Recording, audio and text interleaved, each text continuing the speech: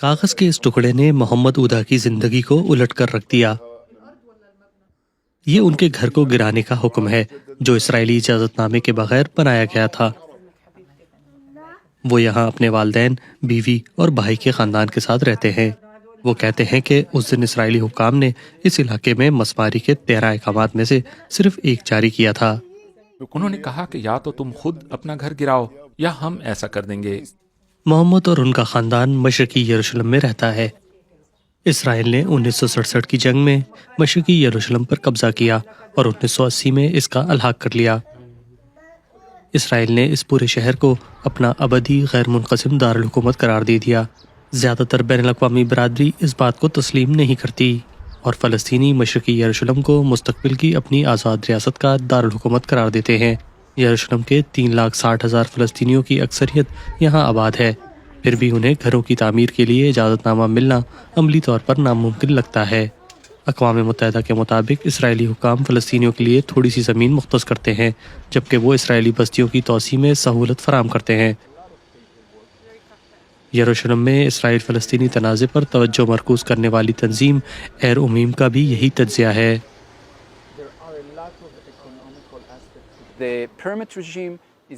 اجازت نامے کا نظام بلدیہ کنٹرول کر رہی ہے جو حکومت کے زیر کنٹرول زوننگ کے منصوبوں کی بنیاد پر قائم ہے۔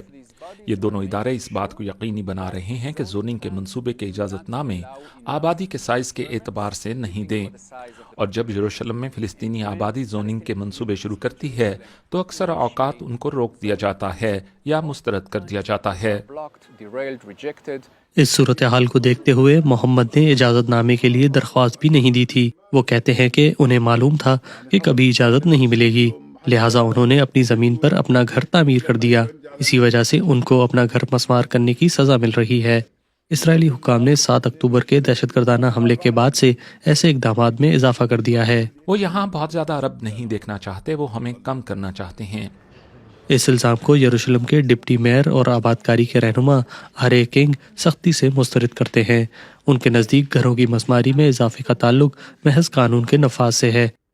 انہوں نے اس بات پر بھی زور دیا کہ فلسطینی باشندوں کے ساتھ امتیازی سلوک کے بغیر اجازت نامے جاری کیے جاتے ہیں۔ اگر ہم واقعی انہیں باہر نکالنے کا ماحول بنانا چاہتے ہیں تو ہم وہاں سرمایہ کاری نہیں کرتے۔ گھروں کی مسماری کے مخالف فلسطینی کارکن فخری ابو دیاب کے مطابق اسرائیلی سرمایہ کاری فلسطینی برادری کے لیے نہیں ہے۔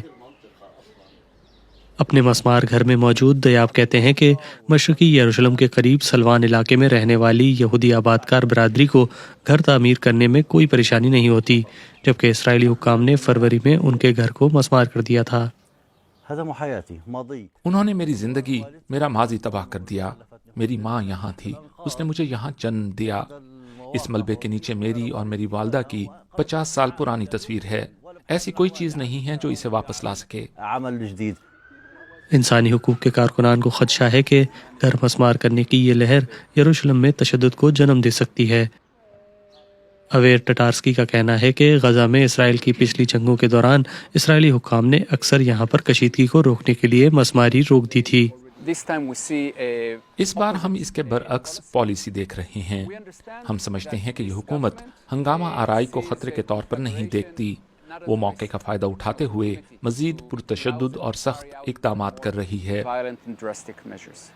ان کا کہنا ہے کہ اس کی وجہ یہ ہے کہ اس بار ایک انتہائی دائیں بازو کے قوم پرست اتامیر بین گویر قومی سلامتی کے وزیر ہیں، جو کہ پولیس فورس کے انچارج ہیں، جس کی گھروں کو مسمار کرنے کے لیے ضرورت ہوتی ہے۔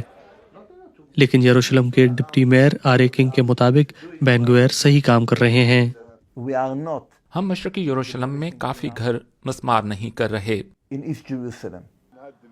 اس دوران محمد اودا نے بلڈوزر کے آنے اور ان کے گھر کو مسمار کرنے کا انتظار کرتے ہوئے ہمیں بتایا، اگر انہوں نے گھر گرا دیا تو ہم یہاں خیمہ لگا کر بیٹھ جائیں گے، ہم اپنا گھر نہیں چھوڑیں گے۔